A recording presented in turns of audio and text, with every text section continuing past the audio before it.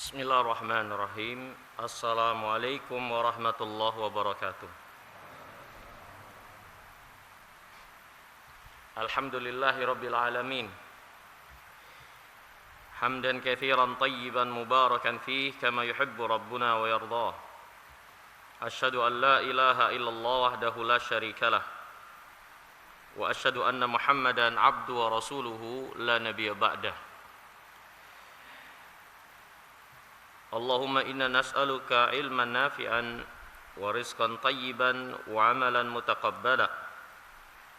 Allahumma anfa'na bima 'allamtana wa 'allimna ma yanfa'una wa zidna ilman wa hudan wa tuqan wa salahan ya rabbal alamin. Hadirin Bapak dan Ibu sekalian, jamaah salat subuh yang dimuliakan oleh Allah. Alhamdulillah, segala puji hanya milik Allah Subhanahu wa taala. Dengan nikmat dan karunia-Nya kita kembali dimudahkan berada di tempat yang mulia ini, di dalam ketaatan kepada Allah, dengan berharap Allah menerima ibadah yang kita lakukan ini. Salawat dan salam semoga tercurahkan kepada Nabi kita Muhammad sallallahu alaihi wasallam beserta para sahabat dan orang-orang yang mengikutinya dengan baik hingga akhir zaman.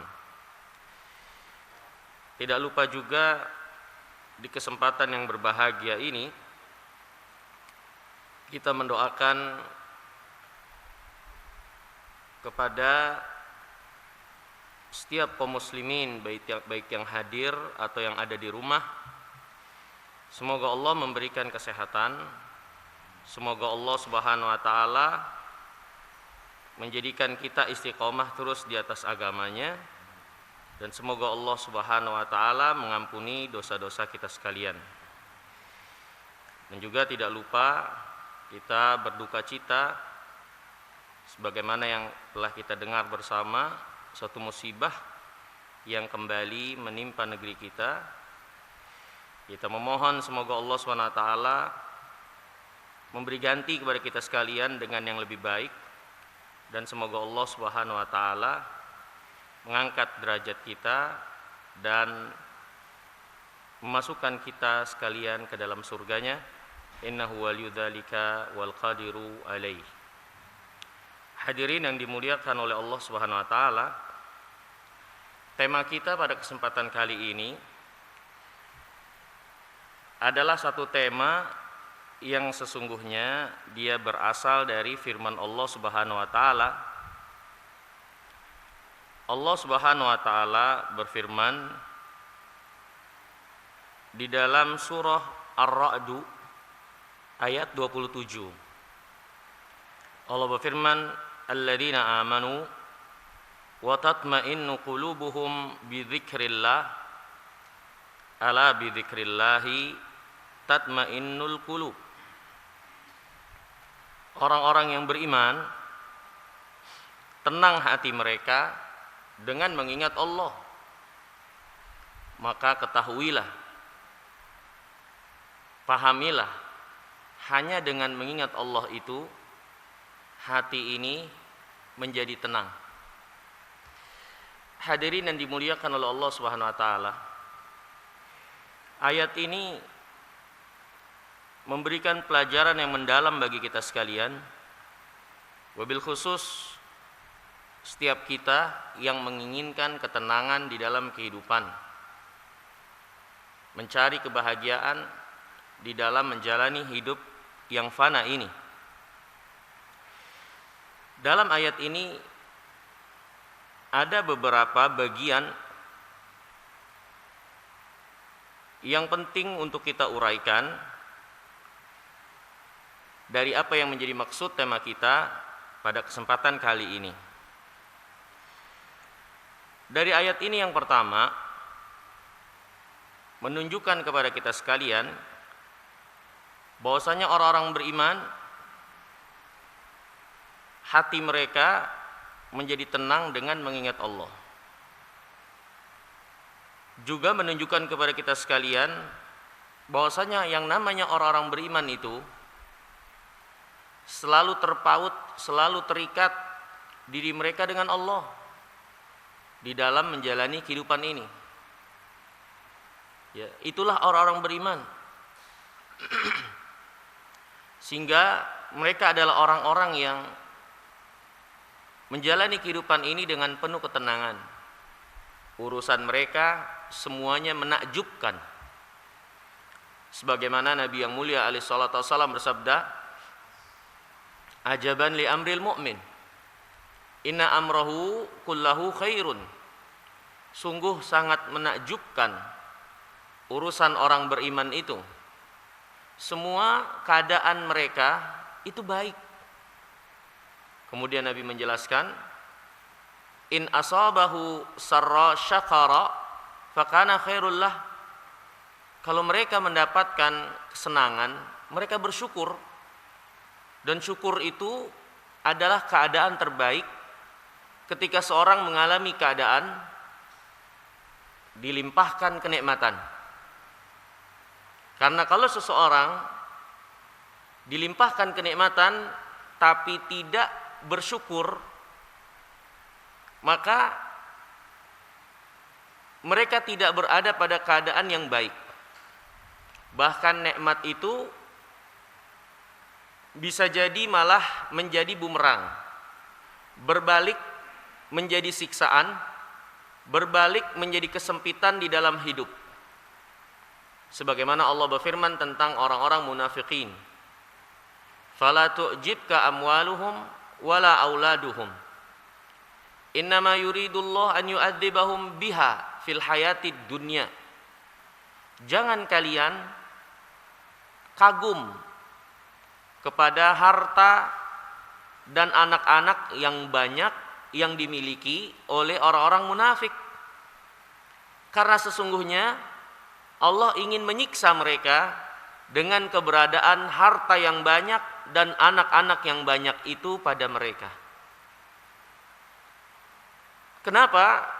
Justru sesuatu yang asalnya kenikmatan itu kalau disikapi salah malah jadi bumerang dan malapetaka.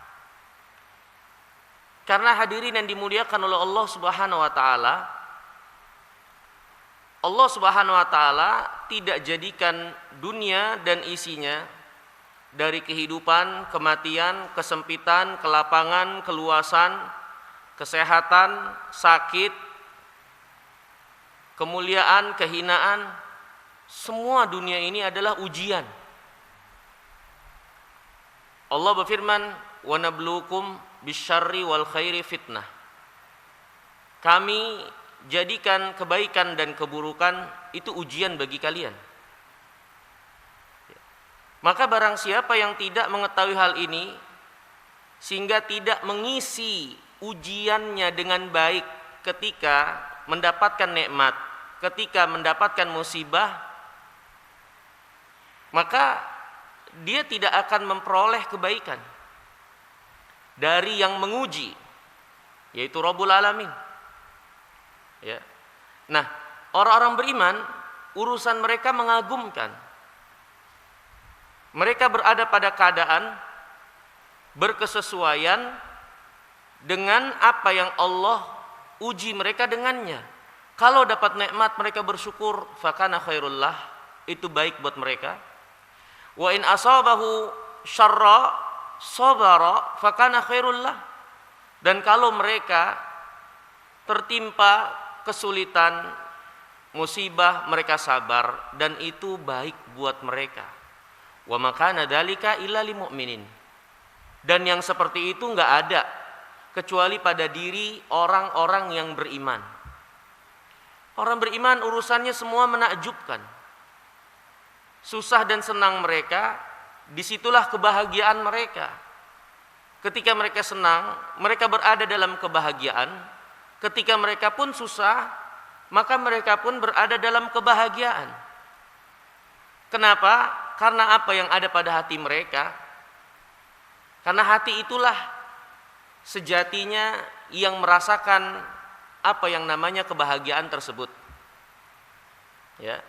Nah, Allah berfirman, alladzina amanu wa tatma'innu qulubuhum bidzikrillah. Orang beriman tenang hati mereka dengan mengingat Allah. Ya.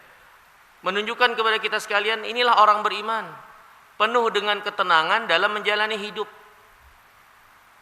Karena mereka berada pada suatu keadaan yang dicintai dan diridhai oleh Allah dalam mensikapi setiap keadaan. Dan itu tidak akan ada kecuali pada diri orang beriman, karena keimanan mereka membawa mereka untuk memiliki sikap tersebut. Keimanan mereka membawa mereka untuk memiliki sikap tersebut. Syukur ketika dapat nikmat, sabar ketika dapat musibah. Allah Subhanahu wa taala berfirman, "Likaila ta'sau 'ala ma fatakum wa la tafrahu bima atakum wallahu la yuhibbu kulla mukhtalin fakhur."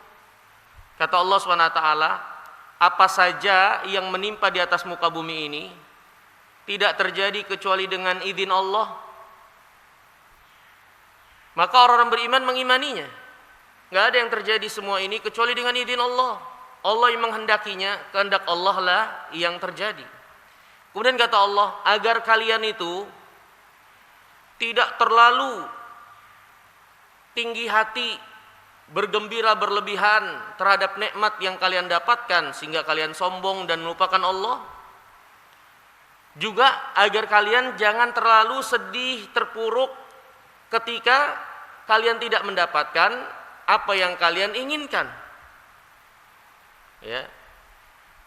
Ini hadirin yang dimuliakan Allah SWT, apa yang Allah perjalankan dari ketetapan baik dan buruknya adalah untuk membimbing, mendidik orang-orang beriman sehingga mereka berada dalam kebaikan sampai akhirnya menghadap Rabbul Alamin. Dan itu hanya ada pada diri orang-orang beriman, ya. Kemudian hadirin yang dirahmati dan dimuliakan oleh Allah Subhanahu wa taala. Kemudian di antara poin berikutnya dari ayat ini yang perlu kita pahami, wa tatma'innu qulubuhum bidzikrillah. Hati mereka tenang dengan mengingat Allah.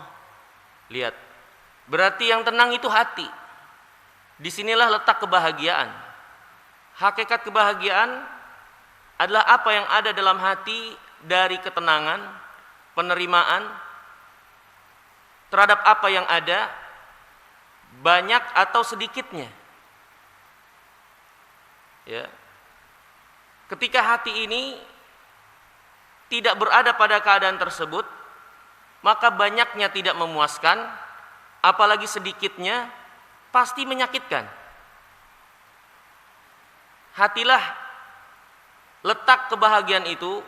Kalau kita bisa mengatur hati ini, mengisinya dengan keimanan yang baik dan benar, maka akan tercipta kebahagiaan itu betapapun keadaannya.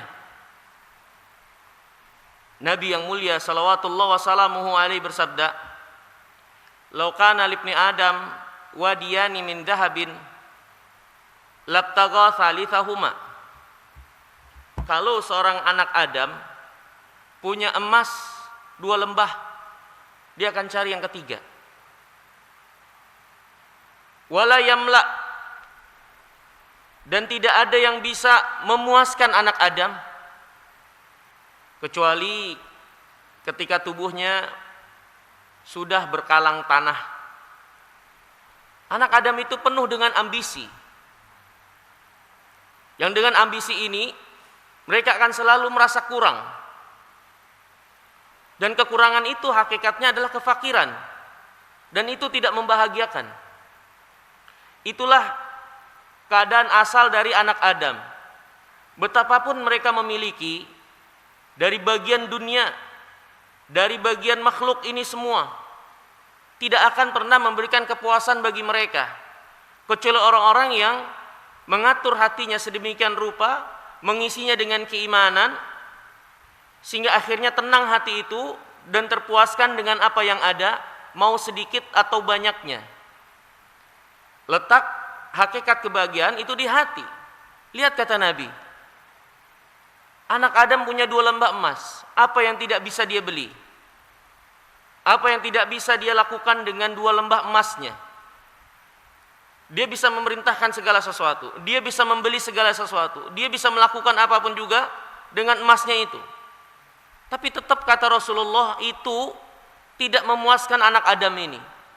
Dia tetap menginginkan mendapatkan yang ketiga. Begitulah ketamakan yang pastinya tidak ada anak Adam kecuali tertanam pada dirinya hal tersebut.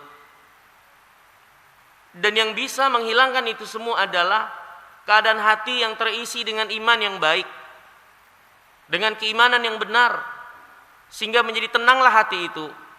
Bersyukur ketika mendapat sesuatu yang banyak, bersabar ketika mendapat sesuatu yang dikit. Ya.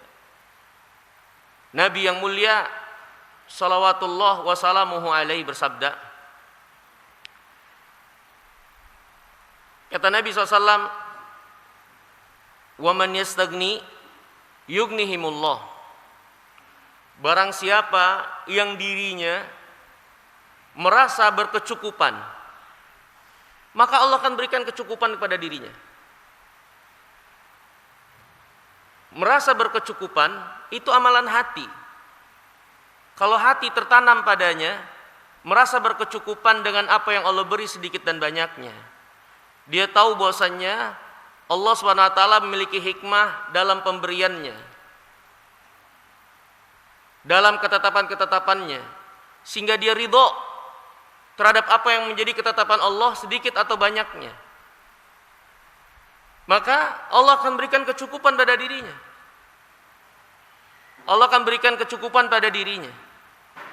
Ya, dan kecukupan itu adalah hakikat kebahagiaan, di mana ketika seorang tenang dengan apa yang dia miliki, tidak penuh dengan ambisi dunia yang semakin dia kejar, semakin meninggalkannya, dan dia fokus terhadap apa yang menjadi maksud dan tujuan Allah ciptakan dia, maksud dan tujuan Allah anugerahkan dia, segala anugerahnya tersebut.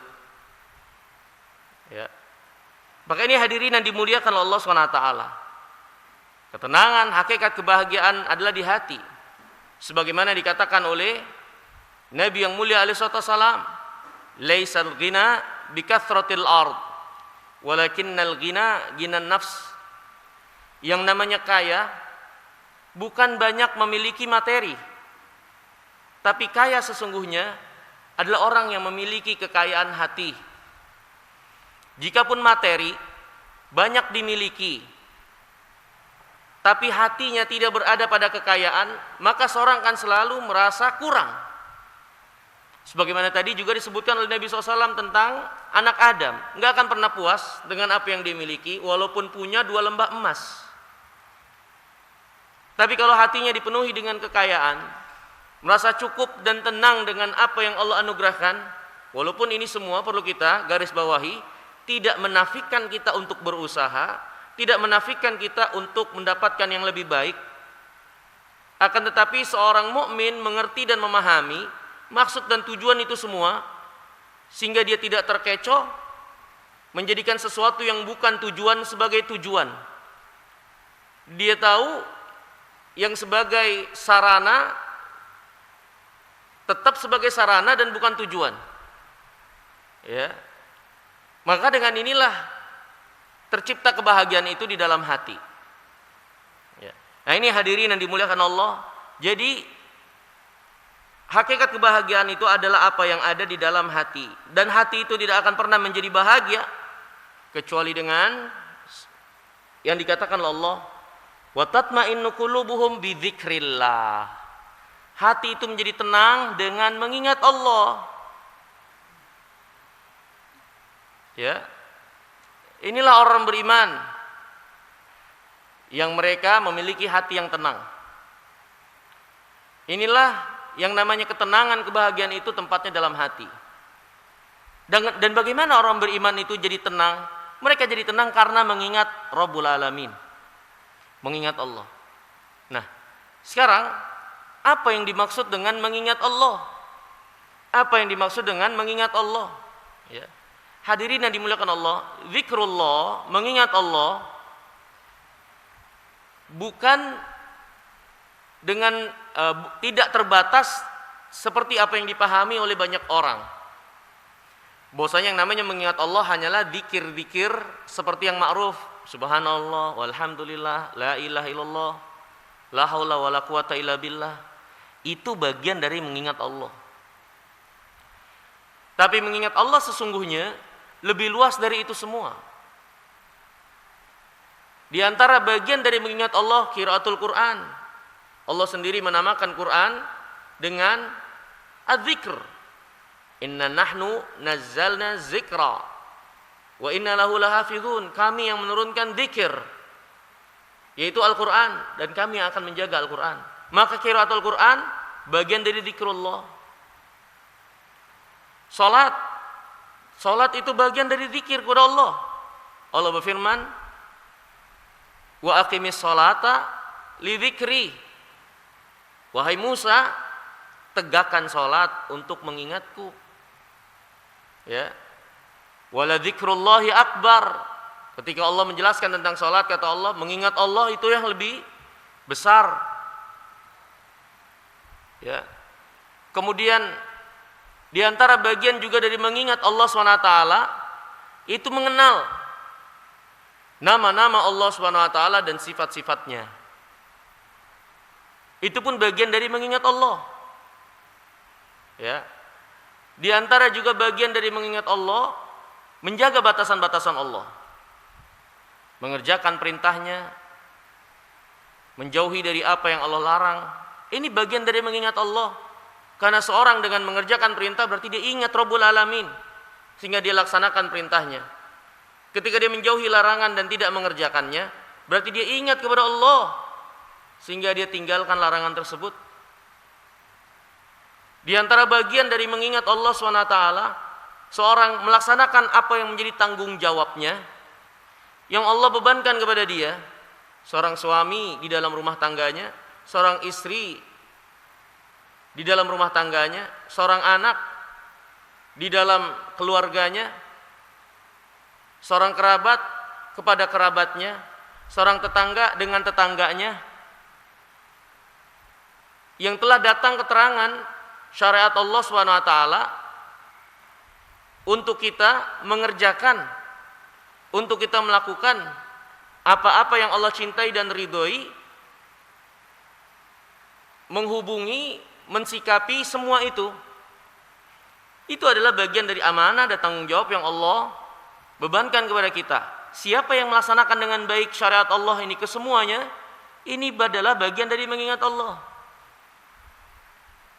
Juga termasuk mengingat Allah, zikir-zikir yang diajarkan oleh Nabi SAW, mulai dari bangun tidur sampai tidur lagi, zikir keluar rumah, zikir naik kendaraan, zikir masuk rumah, zikir masuk masjid. Itu bagian dari mengingat Rabbul Alamin. Ya. Bagian juga mengingat Allah Subhanahu wa taala adalah memahami, menyaksikan kebesaran, keagungan Allah dari apa yang Allah tampakkan di alam semesta ini, dari keteraturan, dari keharmonisan, dari ketepatan, yang semua ini kan ketetapan dan takdir Allah. Maka mempersaksikan kemaha terpujian Allah dalam segala ketetapan-ketetapannya, ini bagian juga dari mengingat Allah. Sebagaimana Allah katakan, alladzina yadhkuruna Allah qiyaman wa qu'udan wa ala junubihim wa yatafakkarun fi khalqis samawati wal ard rabbana ma khalaqta hadza batilan subhanak faqina adzabannar. Orang-orang yang mengingat Allah dalam keadaan tertidur, duduk, berdiri, dan mereka bertafakkur, memperhatikan dan menyaksikan apa yang ada di alam semesta ini, dari malam dan siang, matahari dan bulan, tumbuh-tumbuhan, pepohonan, haiwan, dan manusianya itu sendiri, yang semua adalah makhluk yang tidak keluar dari penguasaan, ketetapan, pengaturan Rabbul Alamin. Dengan memperhatikan itu semua,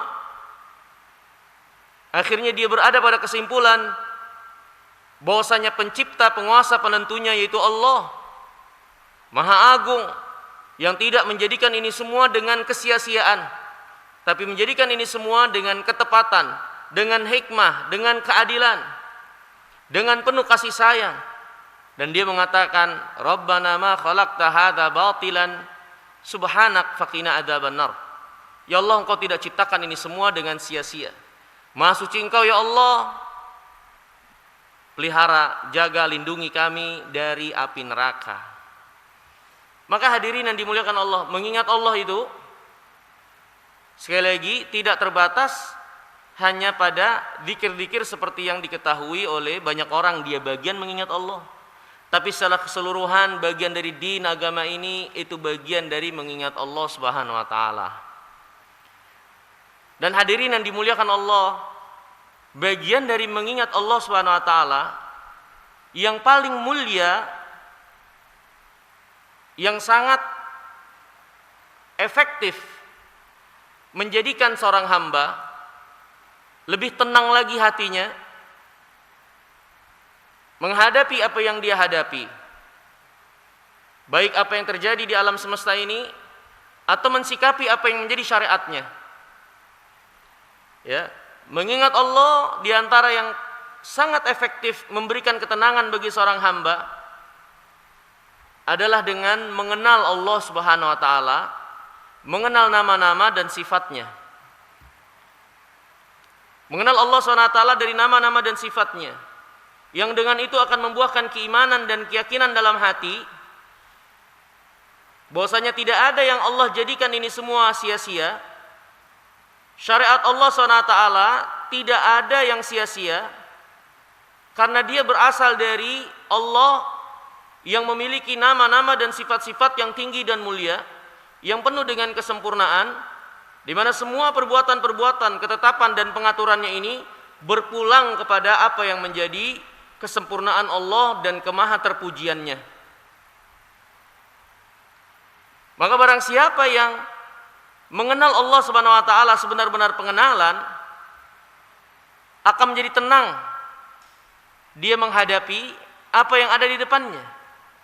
Dan inilah juga yang diperingatkan dan diingatkan oleh Nabi kita yang mulia alaihi wasallam, mengembalikan urusan kepada Allah Subhanahu wa taala, terutama ketika kegoncangan itu menjadi suatu yang kemungkinan besar terjadi pada keadaan kita, yaitu tertimpa musibah.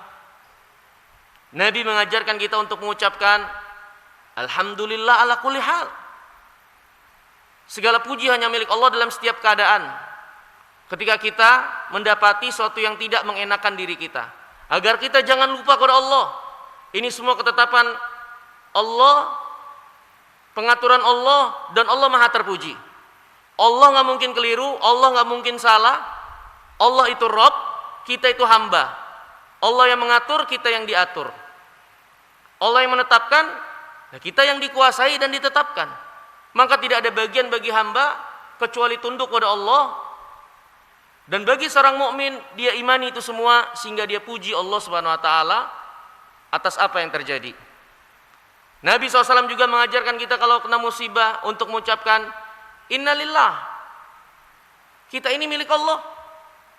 Kalimat ini kalau tidak hanya sekedar diucapkan, tapi pengucapan ini berasal dari keimanan, maka ini akan membuahkan ketenangan bagi hati, terutama ketika dirundung kesedihan karena kehilangan orang yang dicintai, karena musibah yang menimpa. Kalimat ini mengingatkan kepada kita, kita milik Allah. Illahi ma akhadha wa lahu ma a'ta. Yang Allah ambil milik Allah, yang Allah kasih punya Allah juga.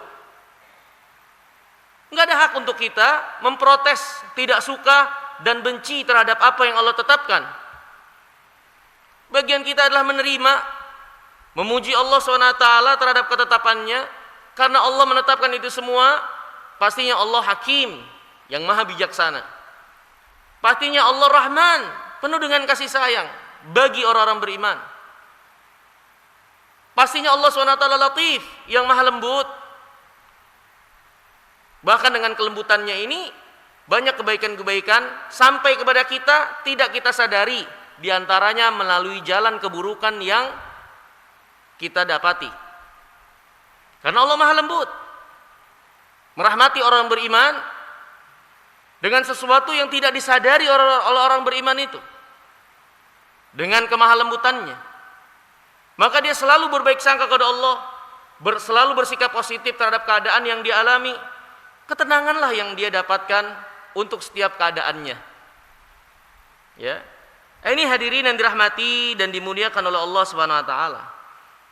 Maka sebesar-besar mengingat Allah Subhanahu wa taala yang memberikan ketenangan, ya, adalah mengenal Allah, mengenal nama-nama dan sifatnya, sehingga kita memulangkan ini semua dari keadaan yang kita hadapi, dari keadaan yang ada di hadapan kita, mau baiknya mau buruknya, kepada kebaikan, kebesaran, kesempurnaan, kemaha terpujian Allah Subhanahu wa taala, ya.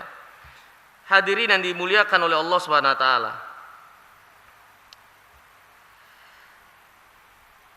Berkata Al-Imam Ibnul Qayyim rahimahullah, ya, beliau mengatakan, laisat hajatul arwah qattu ila syai'in a'dham minha ila ma'rifati bariha wa fatiriha wa mahabbatihi wa dzikrihi wal ibtihaji bihi wa talabul wasilati ilaihi wa zulfa indah wala sabila ila hadza illa bima'rifati awsafihi wa asma'ihi fa kullama kana al-'abdu biha a'lam kana biha billahi a'raf wa lahu atlab wa ilaihi aqrab wa kullama kana laha ankar kana billahi ajhal wa ilaihi aqrah wa minhu ab'ad wallahu yunazzilul 'abda min nafsihi haitsu yunazziluhul 'abdu min nafsihi.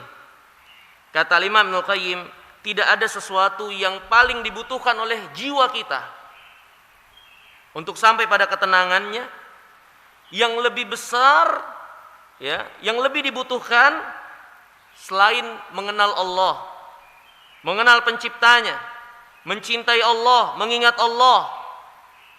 Ya, tidak ada yang lebih dibutuhkan oleh diri kita dari mengenal Allah Subhanahu wa taala. Dan tidak ada yang lebih dibutuhkan oleh diri ini kecuali ketika diri ini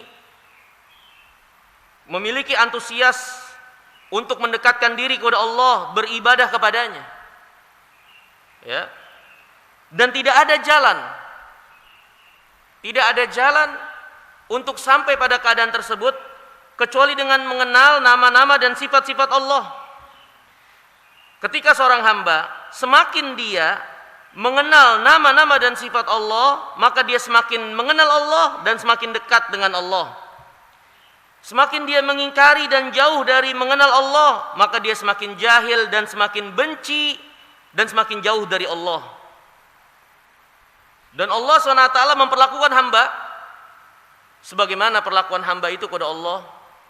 Ketika seorang hamba menginginkan Allah, menginginkan dekat kepada Allah, maka Allah SWT akan menolong dia, menenangkannya, membelanya, memasukkan hamba itu ke dalam kewaliannya. Tapi ketika hamba itu enggan, berpaling dan seterusnya, maka Allah tinggalkan hamba tersebut, membiarkan hamba tersebut terlantar jauh dari pertolongan dan taufik dari Allah. Sebagaimana kata Allah SWT, wala takunu kalladzina nasullah fa ansahum anfusahum. Jangan kalian menjadi seperti orang-orang yang lupa kepada Allah sehingga akhirnya Allah jadikan dia lupa diri. Maka orang yang menjauh dari Allah, melupakan Allah, dia bukan hanya menjauh dari Rabbul Alamin yang itu keburukan baginya, tapi dia pun akan lupa diri, sehingga hal-hal yang justru baik buat dia dianggap buruk. Hal-hal yang menenangkan dia justru dia jauhi dan berpaling kepada hal-hal yang akan menggusarkannya. Maka begitulah ketika Allah SWT meninggalkan hambanya dan tidak memperdulikannya, tidak memberikan taufik kepadanya. Dan ini hadirin yang dimuliakan Allah, tergantung seberapa besar antusias hamba kepada Allah. Ketika hamba itu dipenuhi dengan baik sangka karena dia mengenal Allah, dia dipenuhi dengan rasa takut kepada Allah SWT sehingga mengagungkannya, dia dipenuhi dengan keimanan Allah dengan kemahaterpujiannya, yang dengan itu menggerakkan dirinya untuk begitu antusias mendekat kepada Allah, maka Allah akan mencintainya. Allah akan mencintainya.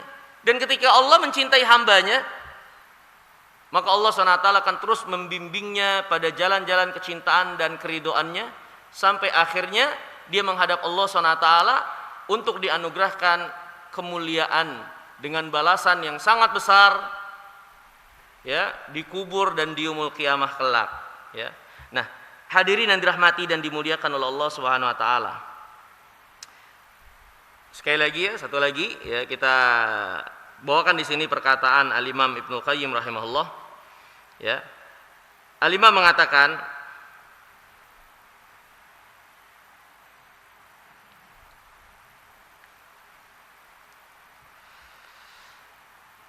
fa inna hayatal insan bihayati qalbihi wa ruhih. Hakikat kehidupan seorang manusia adalah dengan kehidupan hati dan jiwanya. Wala hayata liqalbihi illa bima'rifati fatirihi wa mahabbatihi wa ibadatihi wahdah wal inabah ilaihi wa tuma'ninah bidzikrihi wal uns biqurbih.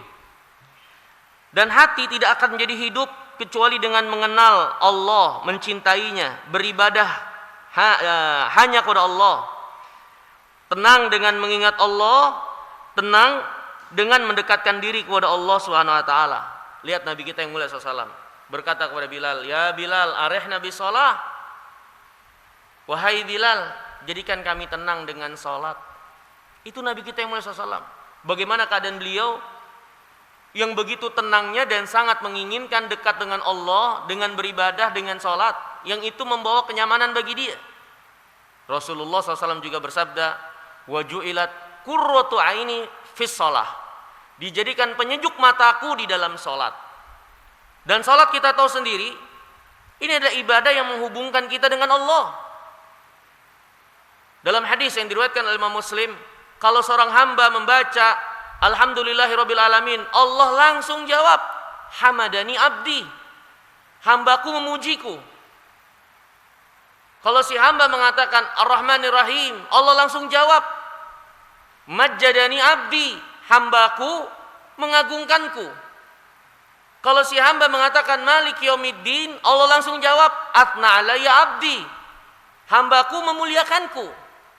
Ketika si hamba mengatakan Iyyaka na'budu wa iyyaka nasta'in, maka Allah menjawab, "Hada baini wa baina abdi wa li abdi ma sa'ala."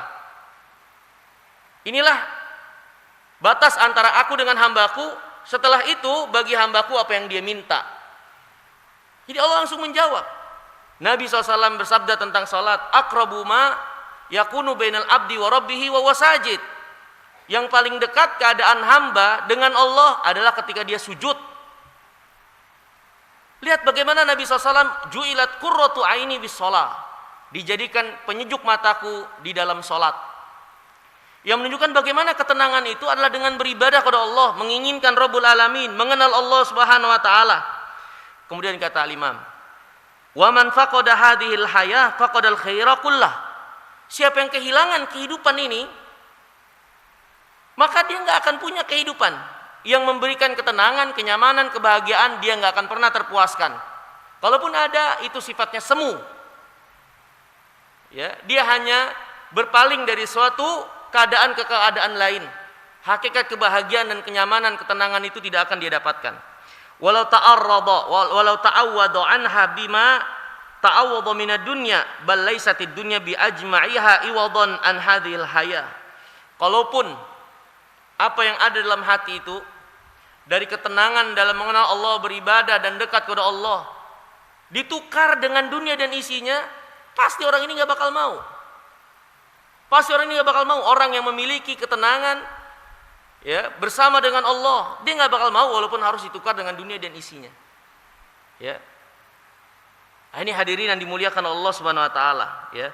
Kemudian kata Imam, "Famin kulli syai'in yafutu iwadun." Segala sesuatu yang kita kehilangan darinya ada gantinya. Tapi kalau kita kehilangan Allah, nggak ada yang bisa menggantikan. Apapun yang kita miliki, yang ada di sekeliling kita, kita kehilangan, akan ada gantinya. Tapi kalau sampai kita kehilangan Allah, nggak akan pernah bisa menggantikan lubang yang sudah kosong dari mengingat Allah, beribadah, menginginkan Allah, mencintainya, takut kepada Allah. Nah, ini hadirin yang dimuliakan oleh Allah SWT, mungkin yang bisa kita ungkap dari beberapa perkataan para ulama, ya, berkait dengan firman Allah, alladzina amanu wa tatma'innu qulubuhum bidzikrillah. Dan di bagian akhir ini juga pelajaran penting, kata Allah, ala bidzikrillah tatma'innul qulub. Ketahuilah, ia menunjukkan ini lafaz pembatasan. Artinya nggak ada yang bisa memberikan ketenangan hati kecuali dengan mengingat Allah, kecuali dengan zikir kepada Allah. Selainnya nggak akan bisa memberikan ketenangan. Seperti itu. Mudah-mudahan yang sedikit ini bermanfaat. Kurang lebihnya saya mohon maaf. Selanjutnya kalau ada yang ingin dipertanyakan dari apa yang kita bahas atau yang lainnya yang bisa saya jawab, dipersilakan. Wallahu taala a'lam bissawab. Terima kasih Ustaz. Kami persilakan Bapak-bapak kalau ada yang ingin didiskusikan atau ditanyakan. Monggo.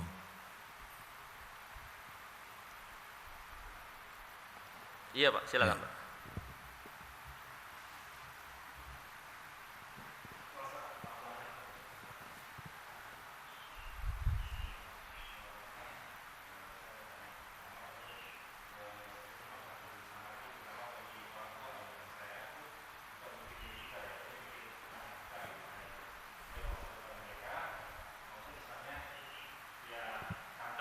Kita lihat sekarang ini kan pola hidup dan segala macamnya itu kadang agak ya jauh lah dari syariat gitu ya. Berat gitu ya. Jadi itu yang ya terutama menjadi kegelisahan bagi kita sebagai orang tua.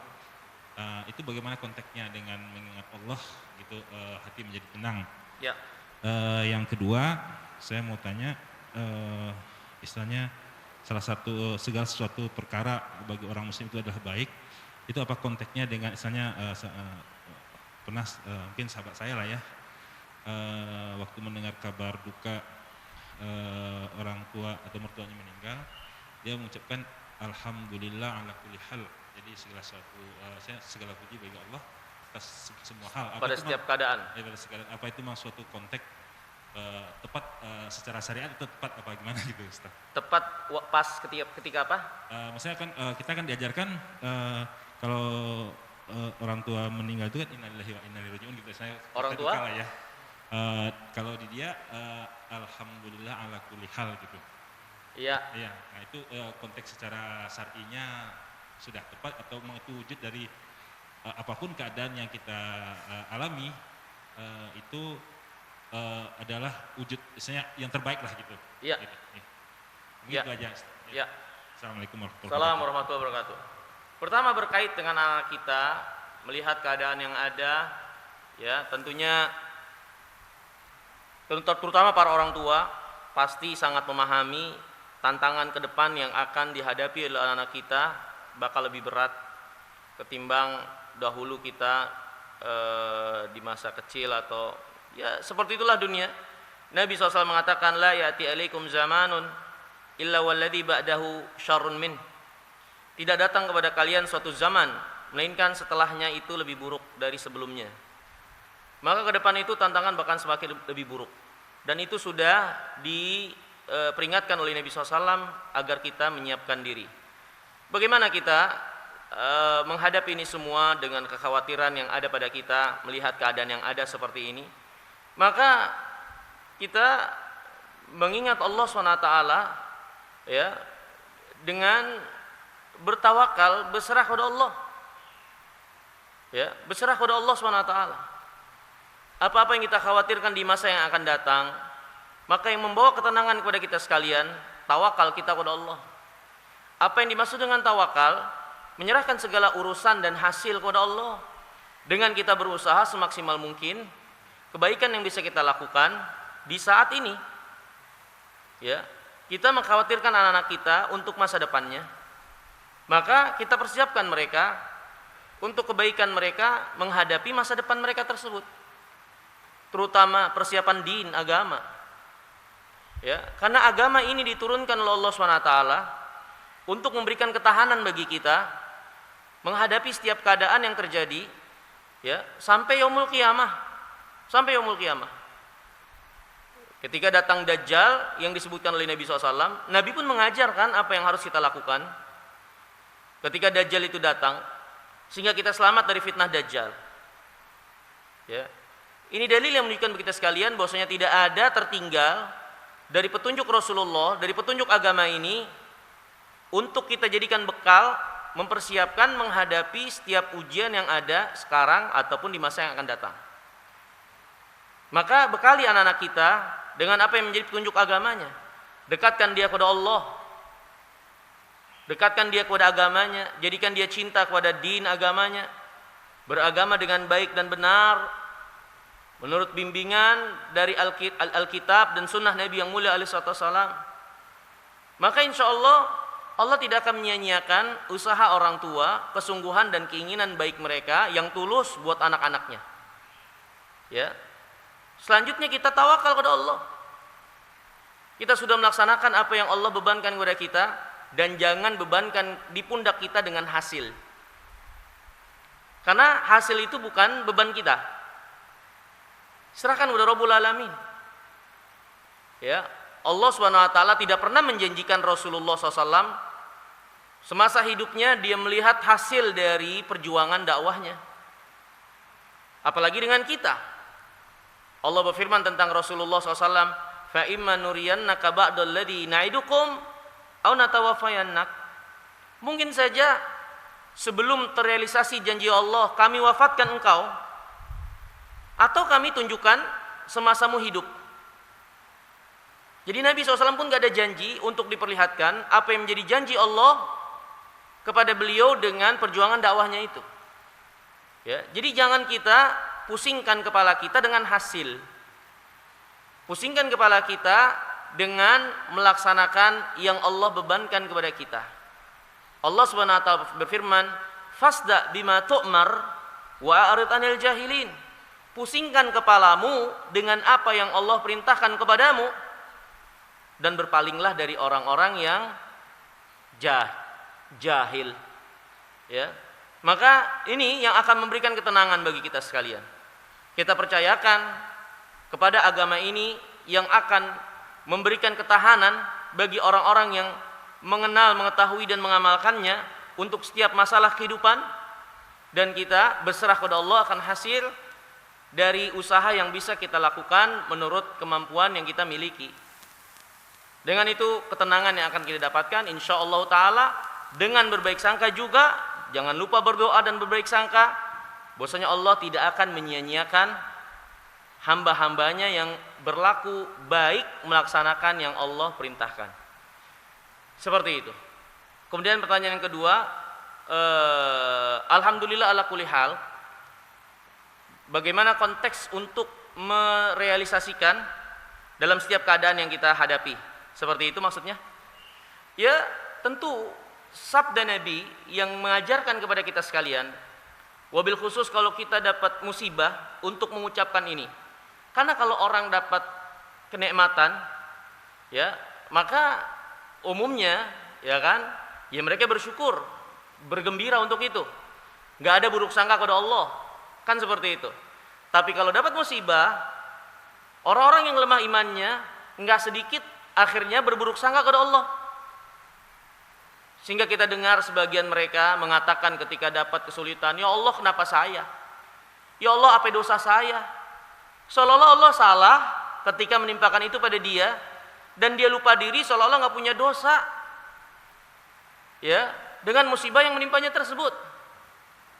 Kalau dia ucapkan ini dengan penuh pemahaman, segala puji hanya milik Allah dalam setiap keadaan, maka dengan ucapan ini harusnya dia paham bahwasanya ketetapan Rabbul Alamin pastinya tidak berpulang kepada Allah kecuali dengan puja dan puji. Entah kita mengetahui hikmah di balik ini semua atau tidak. Ketika kita meyakini Allah lah Subhanahu wa taala raja di raja, penguasa, pemilik, pencipta, pengatur alam semesta ini, sebagaimana yang kita ucapkan alhamdulillah rabbil alamin, segala puji hanya milik Allah, Rabb, Rob itu maknanya pencipta, penguasa, pengatur, al-alamin, alam semesta tak terkecuali. Maka selain Allah itu makhluk, ya, mau yang di langitnya, mau yang di buminya, itu di bawah pengaturan, penciptaan, penguasaan dan ketetapan Allah. Ya. Nah, kemudian perhatikan buat kita. Allah SWT ketika mengatakan Rabbul Alamin, Allah memulainya dengan pujian kepadanya. Alhamdulillah Rabbul Alamin, yang menunjukkan Allah tidak mengatur alam semesta ini, memberikan banyak, memberikan sedikit, mengangkat atau mengambil, memuliakan, menghinakan, kecuali itu semua berpulang kepada puja dan puji kepada Allah. Alhamdulillah Rabbul Alamin.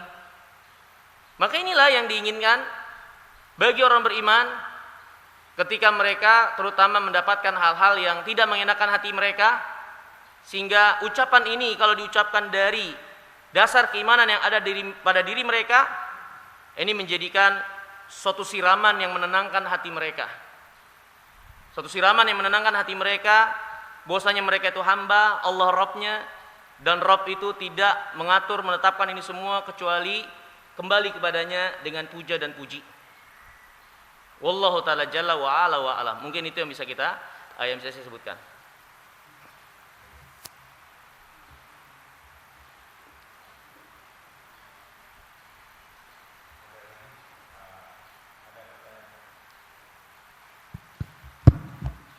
Mangga. Bismillah. Ustaz mau tanya, ketenangan itu sama sakinah sama nggak? Sakinah, sukun. Sakinah, sukun itu tenang.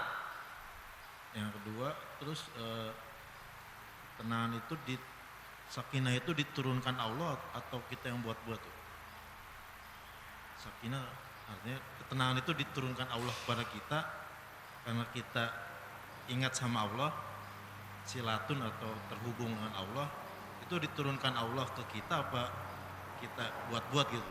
Ya, pertama untuk sakinah, ya, ada beberapa keterangan dari Alkitab dan Sunnah tentang masalah ini. Yang pertama, sakinah itu Allah sebutkan berkait dengan ikatan pernikahan antara pasangan suami istri. Ya, wa min ayatihi an khalaqalakum min anfusikum wa ja'ala bainakum kata Allah SWT, litaskunu ilaiha wa ja'ala bainakum sakinatan mawaddatan warahmah, ya kan? Yani Allah jadikan kalian berpasangan litaskunu ilaiha, agar sakinah kalian kepada istri kalian. Ya, para ulama mengatakan sakinah kalian kepada istri kalian, kecenderungan kalian kepada istri kalian. Ya, sebagian lagi mengatakan yaitu sakinah ini adalah apa yang bergejolak dalam diri kalian dari syahwat menjadi tenang kalian dengan menumpahkannya kepada istri kalian. Itulah sakinah yang didapatkan. Ya. Mawaddah adalah bertukarnya kebaikan yang terjadi di antara pasangan suami istri. Rahmat adalah belas kasih yang terjadi di antara mereka. Ya, yang tercipta dengan sebab ikatan ini, ya, dan terutama hal ini nampak sekali ketika mereka berusia tua terutama. Makanya kalau hubungan suami istri seperti yang diserukan oleh orang-orang yang katanya ini cinta-cintaan, saya seperti itu sebentar sekali, itu biasanya anak-anak muda. Tapi kalau orang tua itu, mereka bukan cinta-cintaan yang terjadi di antara mereka, tapi rahmat. Bagaimana kasih sayang mereka, belas kasih yang terjadi di antara mereka, walaupun mungkin fisik-fisik mereka itu tidak saling lagi membuat tertarik di antara mereka. Itu rahmat yang Allah SWT letakkan pada diri pasangan suami istri. Dengan itu mereka berbelas kasih sampai akhir hayat mereka. Dan itu melebihi dari sekedar kecintaan yang sifatnya syahwat. Nah, ini sakinah berkait dengan pasangan suami istri. Kemudian ada juga sakinah yang Nabi SAW sebutkan, yaitu ketika salah seorang sahabat Nabi SAW membaca surat Al-Kahfi di rumahnya dekat kandang kudanya. Ketika dia membaca itu, maka kudanya nampak berontak. Dia berhenti bacaannya, kudanya itu berhenti. Dia baca lagi, kudanya berontak lagi. Ya, bereaksi nampak ada sesuatu yang dirasakan oleh kuda tersebut.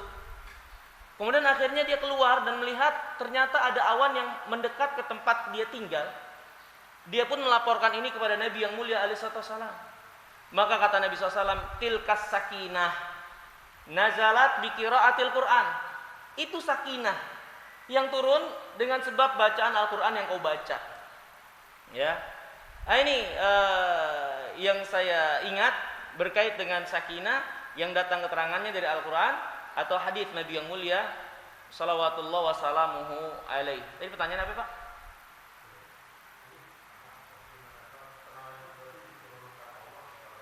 Oh, keterangan itu sesuatu, ketenangan ini sesuatu yang diusahakan atau anugerah Allah. Dia anugerah Allah dengan usaha yang harus kita lakukan. Seperti itu. Dia anugerah Allah yang harus kita usahakan.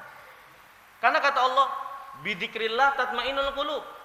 Dengan mengingat Allah hati menjadi tenang. Berarti kan ada yang harus kita usahakan dari mengingat Allah sehingga sampainya hati ini kepada ketenangan. Kalau kita tidak mengingat Allah, bagaimana sampai pada ketenangan? Jadi takdir Allah itu ada dua, ketetapan Allah, anugerah Allah ada dua. Anugerah yang Allah tetapkan dengan sebab yang dilakukan oleh hambanya. Misalnya kata Nabi SAW, siapa yang ingin panjang umurnya, diluaskan rezekinya, maka sambung hubungan persaudaraan, ya kan? Maka kata para ulama, seorang hamba benar-benar kalau dia melaksanakan ketaatan ini, Allah panjangkan umurnya, Allah tambah atau luaskan rezekinya. Ya. Yang kedua, ada takdir yang memang Allah tetapkan di luar apa yang menjadi usaha hambanya. Ini Allah tetapkan begitu saja, walaupun si hamba ini tidak mengusahakannya. Nah, berkait dengan yang ditanya tadi, sakinah ketenangan itu, maka dia adalah sesuatu yang harus diusahakan. Karena kata Nabi juga, Nabi bersabda, "Wa man yastagni yughnihillah." Siapa yang berusaha merasa cukup, maka Allah memberikan kecukupan kepada dirinya. Berarti ketenangan hati, kecukupan yang ada dalam hati harus diusahakan. Di antaranya dengan mengingat Allah, beribadah kepadanya, dengan mengenal Allah SWT, dan begitu seterusnya sehingga Allah anugerahkan ketenangan itu. Ya, wallahu taala alam. Apalagi asalnya kita terlahir dalam keadaan tidak tahu. Ya, bagaimana kita bisa mengenal Allah kalau kita tidak mempelajarinya? Bagaimana bisa tenang dengan mengingat Allah kalau kita tidak melakukannya? Wallahu taala alam. Baik, mungkin kita cukupkan ya Pak ya. Karena sudah sampai jam 6, jadi kita alhamdulillah telah melalui kajian ini dengan baik. Semoga Allah SWT melimpahkan bimbingan, hidayah, taufik dan meningkatkan iman dan takwa kita untuk istiqomah dalam memakmurkan masjid ini insyaallah. Mari kita tutup kajian ini dengan membaca tasbih kafaratul majlis. Subhanakallahumma wa bihamdika asyhadu an la ilaha illa anta astaghfiruka wa atubu ilaik. Assalamualaikum warahmatullahi wabarakatuh.